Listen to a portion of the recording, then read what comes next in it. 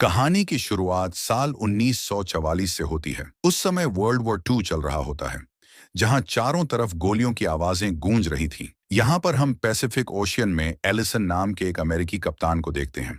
दरअसल में उसके ग्रुप पर जापानी सैनिकों ने हमला कर दिया था, जिससे एलिसन किसी तरह बचकर एक रबर राफ्ट तक पहुंचता है और कई दिनों तक समुद्र में भटकता रहता है। एलिसन अकेले ही आगे बढ़ रहा होता है। तभी उसे एक आइलैंड नजर आता है। ये देखकर वह जल्दी से अपने राफ्ट से आइलैंड की तरफ बढ़ता है और किनारे तक पहुंचकर राफ्ट को साइड में रखकर मदद की तलाश में इधर उधर देखने लगता है।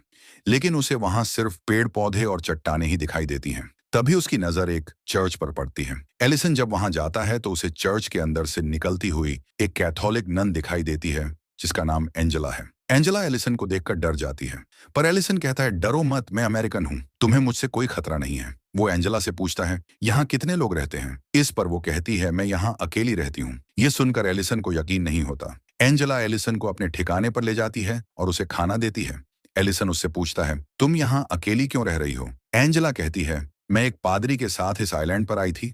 हमारे कुछ बुजुर्ग पादरी को जापानी सैनिकों से बचाकर निकालना था, लेकिन जब हम यहाँ पर पहुंचे तब तक जापानी पहले से ही आइलैंड पर आ चुके थे और वह उन पादरियों को पकड़कर अपने साथ ले जा चुके थे।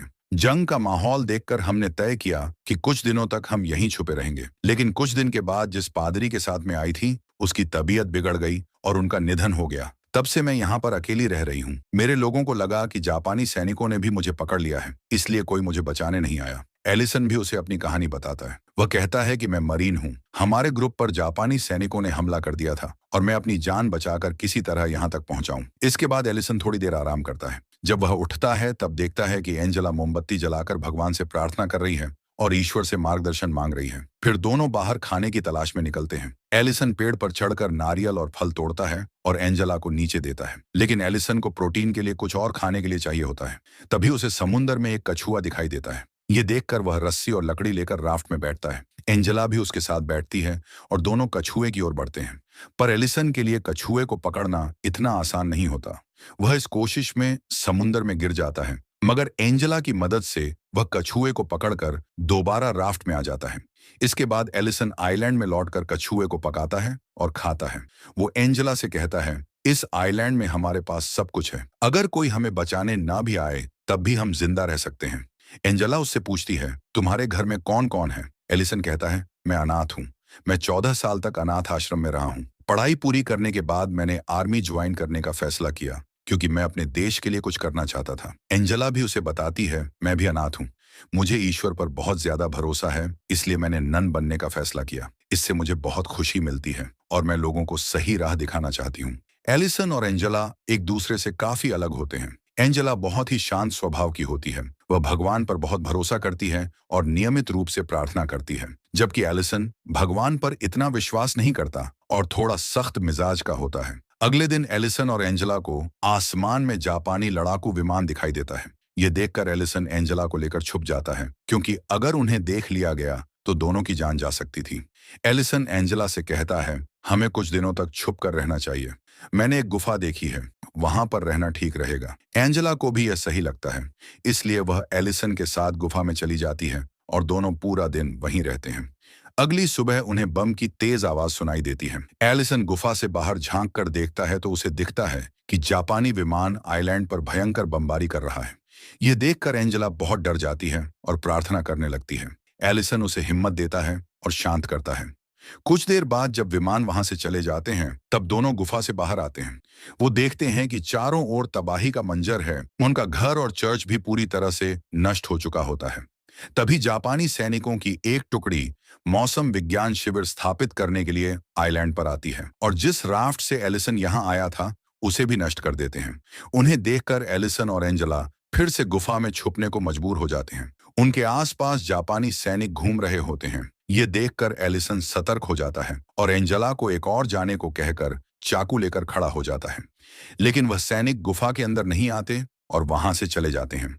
यहाँ एंजेला एलिसन से कहती है कि मैं खुद को जापानी सैनिकों के हवाले कर देती हूँ। मुझे उम्मीद है कि मेरे जैसे नन को वो कुछ नहीं करेंगे। इससे तुम्हें मौका मिलेगा यहाँ से भागने का। वो ये भी कहती है कि हमारे पास खाने के लिए कुछ भी नहीं बचा है, लेकिन एलिसन उसकी बात नहीं मानता और कहता है कि हम यह रिस्क नहीं ले सकते, वो तुम्हारे साथ कुछ भी कर सकते हैं, हमें यहीं छुपे रहना होगा। शाम को एलिसन गुफा से बाहर आता है। वह देखता है कि जापानी सैनिकों ने कई कैंप बना लिए हैं।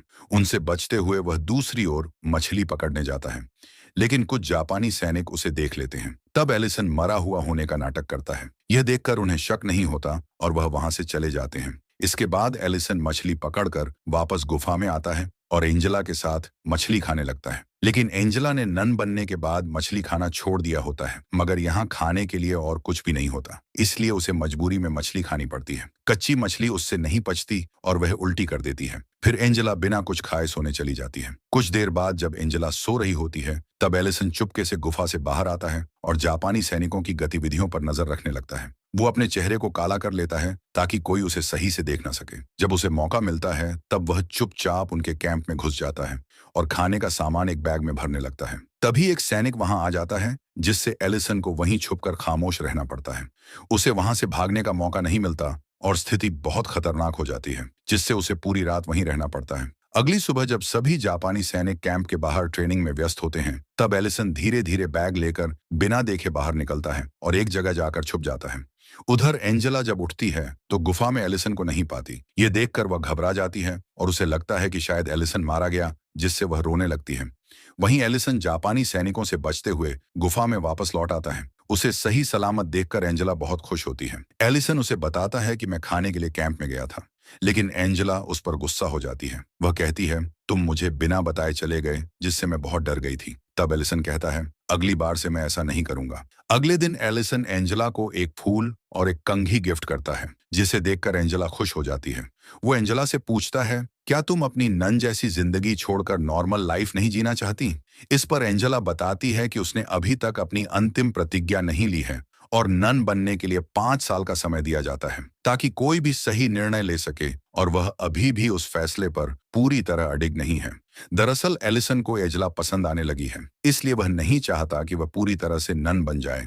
तभी उन्हें बाहर से आवाजें सुनाई देती हैं और वह देखते हैं कि जापानी सैनिक द्वीप छोड़कर जा रहे हैं, जिससे दोनों को बहुत खुशी होती है। जापानी कैंप में छोड़े गए सामान से अब उन्हें खाने पीने की दिक्कत नहीं रह जाती। इसके बाद एलिसन एंजेला को बताता है कि वह बचपन से बहुत अकेला रहा है।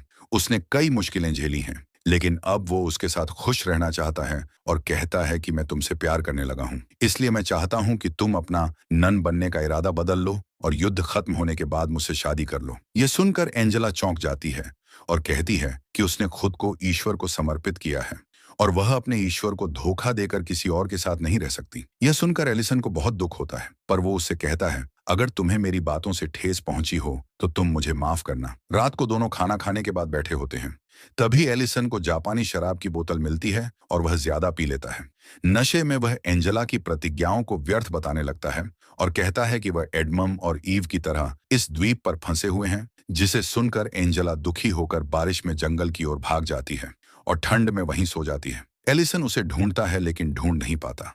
अगली सुबह वह बेहोश हालत में उसे पाता है। एलिसन एंजेला को गोद में उठाकर कैंप की ओर ले जाता है। तभी वह देखता है कि जापानी सैनिक लौट आए हैं, इसलिए वह एंजेला को लेकर गुफा में चला जाता है, जहां उसकी हालत और बिगड़ जाती है। फिर एलिसन अपनी जान जोखिम में डालकर जापानी कैंप में घुसकर कंबल और दवाइयां चुराता है, लेकिन एक सैनिक उसे देख लेता है, जिससे बचने के लिए एलिसन उसे चाकू मार देता है और लाश छुपा देता है।